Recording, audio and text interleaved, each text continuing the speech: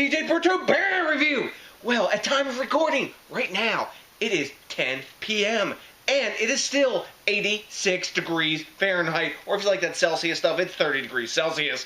Ugh, that's hot, especially down here in the dungeon where it's nice and humid. That means I need a nice crusher sort of hoppy beer, and no better crusher sort of hoppy beers in my current possession than one that my good buddy Dave sent me at 1021 Brewing. Thanks a million, my brother. And what producer, what brewery created said beer? None other than the Alchemist out of Stowe, Vermont, US of A. Yay, yay. And what beer is it from that? Hell yeah, it's Crusher DIPA. This used to be called The Crusher, but it says Crusher DIPA on the front of the can. So they are saying it's a Crusher because it's really sneaky and it can, you know, kind of put you on your butt, even though it's a DIPA, limited/rotating serving, and it clocks in at 9.0% ABV and 100 IBUs. Now, like all Alchemist beers that I've had so far, well, the only other one that I've had that they kind of like produce on a regular basis is Heady Topper. I haven't had Focal Banger at this point, but they're saying it's meant to be big, hoppy, up in your grill, hoppy, like intense hoppy experience, but still balanced. So,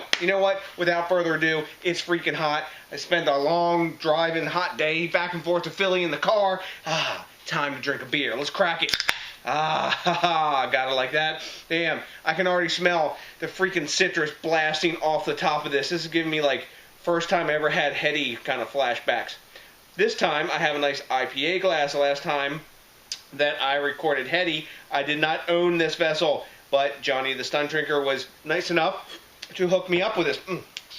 Damn, that little sneak sip was intense. Anywho, so let's take a look at this lovely beer in the glass. It is a nice hazy sort of amber orange color, tons of active streaming bubbles coming up from the bottom. Then again, this is a nucleated glass. It looks a lot like heady in the glass. Heady always had sort of like a green, more of a green tinge to it than I think this beer does. At least that my memory of heady tells me that. This one's got more sort of like orangey yellow sort of colors to it.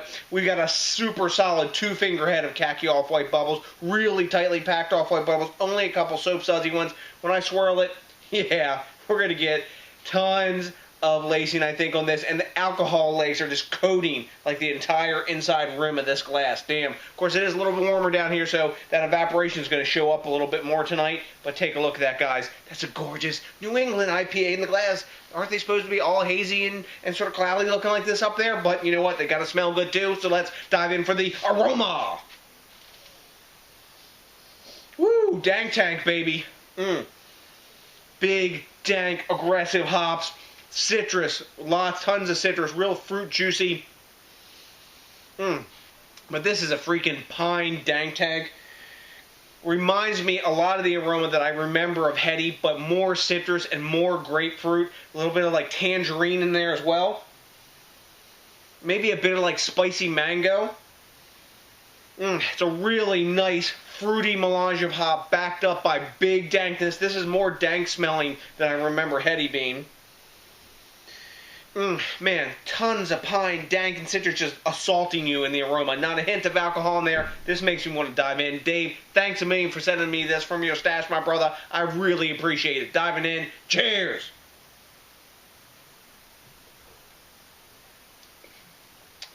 Damn. Woo, yeah. Up in your freaking grill with citrus. There's a nice sweetness to it as well. It's not juicy citrus like orange juicy like say some of the treehouse stuff is, but it's big aggressive citrus zest with that big dank note like supporting it as like a background player after that.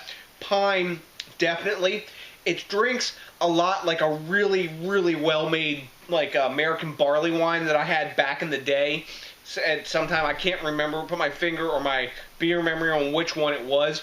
And some ways, too, this reminds me a little bit of Foothills Scene Double DIPA that was really big and dank, but this has more citrus to it. There's a bit of a lemony hit and like a nice pine, herbaceous dankness just flowing through the whole beer. I can see why they call this Crusher, because I've almost crushed this glass, and you cannot tell this is a 9% beer. This is a sneaky-ass 9% DIPA. Wow. Drop the fucking mic. It's the Alchemist, man. Yum. This is just a really tasty, competently made beer. So I'm droning on. I'm saying really tasty more than once, probably twice or 3 times. But wow. That is a fucking crusher, dude. That's a sneaky beer. So, what do we grade a beer like this? Well, Right Beer gives it, bam, 100, up in your grill with A+ action. Beer Advocate gives it 99, up in your grill again with the A+ action. Untapped is giving this 4.5 caps, which that's, I would say, is up to their A+, kind of range as well, because the top of their scale is 5, so that's either just verging on A+ or in A+. I'm going with 99 on this beer too. The only thing I would want a little more is just a slight bit more juiciness, but this is an A+ world-class beer. Drinks freaking awesome, and it is super dangerous, dude. I'm telling you, if you're into drinking some high-gravity beers and you've drank some DIPAs and you're accustomed to beers with alcohol of this level in them, this is super-duper sneaky. So, Dave, thanks a million for sending me this, brother. That's what I got to say before I get into my end of the video tirade here, man. You rock. I really appreciate you prying this out your stash. I'm sure this wasn't easy to part with, but, man, thanks for sending it. I would not have this without you, and I am humbled by your generosity yet again. Also, what humbles me is when you think globally, drink locally, and support the craft beer movement. And when you rate, comment, subscribe, especially if this is your first time with us. And what do you got to do? Smash that like button, because that, along with, definitely 2 pounders of the Crusher DIPA would probably smash me, but it for sure will put my happy face on. So to the next DJs BrewTube, I got nothing but a huge bunch of thanks to Dave and a ginormous amount of Crusher DIPA drinking love for you. And you know what's coming at this point. You're ready, right? Hell yes. A big peace out.